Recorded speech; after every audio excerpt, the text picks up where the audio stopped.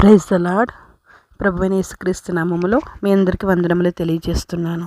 ఈ పరిశుద్ధమైన పవిత్రమైన విశ్రాంతి దినము రోజు ఆయన సన్నిధిని అనుభవించడానికి ప్రతి ఉదయం దేవునితో అని ఈ ఆధ్యాత్మిక కార్యక్రమానికి మిమ్మల్ని అందరినీ ఆహ్వానం తెలుపుతూ మీ అందరికీ కూడా ప్రభు పేరిట వందనములు తెలియజేస్తున్నాను. ఈ పరిశుద్ధమైన విశ్రాంతి దినము రోజు దేవుడికి మనం మొదటగా స్థానాన్ని ఇవ్వాలి. 6 రోజులు మన పనులు మనము చేసుకుంటూ ఈ 7వ రోజున విశ్రాంతి దినమును మనం సంపూర్ణంగా అనుభవించేవారుగా ఉండాలి. దేవునితో మనం సహవాసం చేసేవారుగా ఉండాలి. ఈ ఉదయకాలమే దేవుడితో నువ్వు సహవాసం చేయడానికి ఈ ఆధ్యాత్మిక కార్యక్రమంలో పాల్గొన్నందుకు దేవుడు నిన్ను దీవించి ఆశీర్వదించునుగాక. ప్రతి ఉదయం కూడా మనం ఎవరితో మాట్లాడకముందు దేవునితో మాట్లాడాలి. ఎవరికి సమయాన్ని ఇవ్వకముందు దేవుడికి మనం సమయాన్ని ఇచ్చేవారుగా ఉండాలి. ఎవరిని కలవకముందు మొదటగా మనము దేవుడిని కలిసేవారుగా ఉండాలి. ఈ ఉదయం దేవుడు మనతో మాట్లాడుతున్న శక్తివంతమైన మాట, కీర్తన గ్రంథము 16వ అధ్యాయం 11వ వచనము. నీ సన్నిధిని సంపూర్ణ సంతోషము కలదు, నీ కుడి చేతిలో నిత్యము సుఖములు కలవు. ప్రభువు ఈరోజు మనతో మాట్లాడుతున్న మాట మరొకసారి, నీ సన్నిధిని సంపూర్ణ సంతోషము కలదు, నీ కుడి చేతులు నిత్యము సుఖములు కలవు. ప్రభు యొక్క సన్నిధిలో మనము దేవుడు సంపూర్ణమైన సంతోషాన్ని ప్రభు మనకు అనుగ్రహించబోతూ ఉన్నాడు. దేవుని సన్నిధిలో నిలుచుండే గొప్ప భాగ్యాన్ని ప్రభు మనకిచ్చి ఉన్నారండి. ఈరోజు ఈ పరిశుద్ధమైన ఆదివారము ప్రభుపేట మీ అందరికీ తెలియపరుస్తున్న మాట, దేవుని సన్నిధిలో సంతోషం ఉంది. అనేకమైన విషయాల కొరకు వేగిరపడుతున్నామేమో, వేరే వేరే విషయాల దగ్గర వేరే వేరే సంతోషాల కొరకు వెతుకుతున్నారేమో. దేవుని వాక్యము, దేవుని సన్నిధి మీ మధ్య ఉంటే మీరు సంతోషంగా ఉండగలుగుతారు.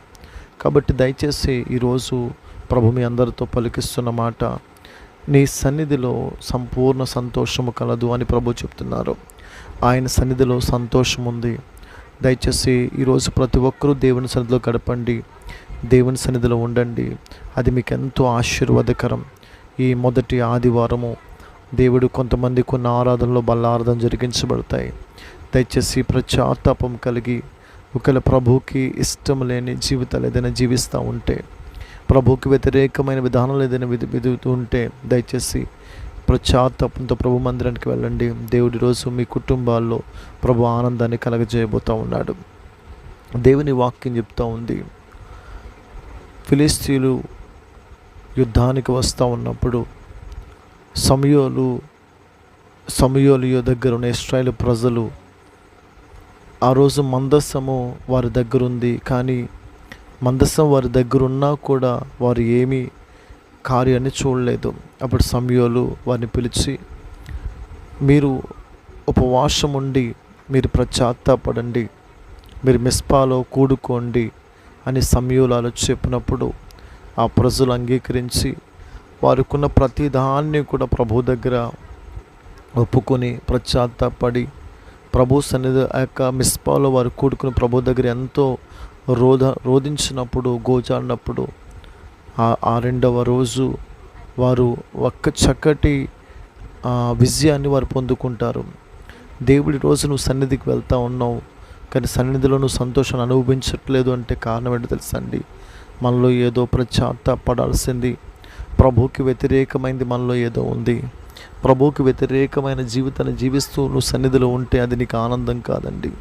ప్రభు చెప్తున్న మాట, ఆయన సన్నిధిలో సంపూర్ణ సంతోషము కలదు, ఆయన కుడి చేతులు నిత్యము సుఖములు కలవు. నీ జీవితాలు ఆనందంగా ఉండాలి అనుకుంటే ఆ రోజు మిస్పాలో వారు కూడి ఎలా అయితే పశ్చాత్తాపడి ఉన్నారో, ఈరోజు నువ్వు దేవుని మందిరంలో కూడి పశ్చాత్తాపడి ప్రభు దగ్గర గోజాడినప్పుడు నీ జీవితంలో దేవుడు చక్కటి సంతోషాన్ని కలగజేస్తాడు. ఆయన సంతోషాన్ని మీరు మనస్ఫూర్తిగా అనుభవించాలని కోరుకుంటూ ప్రభు ఈ మాటలు దేవుడు దీవించునుగాక. ఆమేన్. ఈ ఉదయకాలమందు ఈ వాక్యం వింటున్న ప్రియ బిడ్డలారా, దేవుని సన్నిధిని సంపూర్ణమైన సంతోషం ఉన్నది. ఎక్కడ సంపూర్ణమైన సంతోషం ఉందంటే, కేవలం దేవుని సన్నిధిని ఎవరైతే అనుభవిస్తారో వారికి మాత్రమే సంపూర్ణమైన సంతోషాన్ని అనుభవించే కృప దేవుడు అనుగ్రహిస్తారు. ఎక్కడ సంపూర్ణమైన సంతోషం ఉంటుందంటే, నీవు ఎక్కడున్నా నీలో, నీ హృదయంలో దేవుని సన్నిధిని అనుభవించేవాడులాగా ఉంటే సంపూర్ణమైన సంతోషము నీలో ఉంటుంది. మనం ఎక్కడున్నా దేవునికి ఇష్టంగా, యథార్థముగా, నీతిగా, నిజాయితీగా దేవుడి సన్నిధిని అనుభవిస్తూ ఉంటే తప్పకుండా సంపూర్ణ సంతోషం నీ అందే ఉంటుంది. నీవే కాదు, నీతో పాటు నీ కుటుంబం కూడా అలాంటి మార్గంలో నడవడానికి నీ వంతుగా నీవు కృషి చేయాలి. వారి కోసం ప్రార్థన చేయాలి. నీవు, నీ బిడ్డలు, నీ కుటుంబము ఎక్కడున్నా కూడా దేవుడి సన్నిధిని అనుభవించేవారిలాగుండి దేవుడు అందించే సంపూర్ణమైన సంతోషాన్ని మీరందరూ పొందుకుందురుగాక.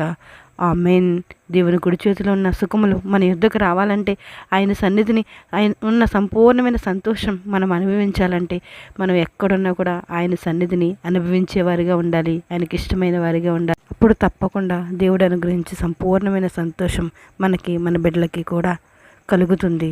ఆయన కుడి చేతిలో ఉన్న సుఖములు మనము, మన బిడ్డలము, మన కుటుంబం కూడా అనుభవించడానికి దేవుడు కృప చూపుతారు. దేవునికి మహిమ కలుగును గాక. మనం ఎక్కడున్నా కూడా ఆయన సన్నిధిని మనందరం కూడా అనుభవించుదాము. ఆయన సన్నిధిలో గల సంపూర్ణ సంతోషాన్ని మనందరం కూడా పొందుకుందాము. ఆమేన్. ప్రార్థన చేసుకుందాం. అందరూ ప్రార్థనలో ఏకీభవించండి. జీవం కలిగిన దేవా, మీకు వందనములు, స్తోత్రములు చెల్లించుకుంటున్నాం తండ్రి. రాత్రికాలం అంతనైనా మీ కాపుదల కృప మా మీద అనుగ్రహించినైనా మీకు వందనాలు, స్తోత్రములు. ఈ ఉదయాన్ని లేచి ఇలా ప్రార్థన చేసుకోవడానికి మీరు ఇచ్చిన ఈ కృపకై మీకు స్తోత్రములు చెల్లించుకుంటున్నాం తండ్రి. దేవా, మీకు స్తోత్రాలు. గడిచిన ఆగస్టు నెలంతానైనా మా మీద, మా కుటుంబముల మీద మీ కాపుదల కనుదృష్టి ఉంచినైనా జీవంతో మేము ఇలా మిమ్మల్ని ప్రార్థించుకోవడానికి మీరు ఇచ్చిన కృపకై మీకు స్తోత్రములు చెల్లించుకుంటున్నాం తండ్రి.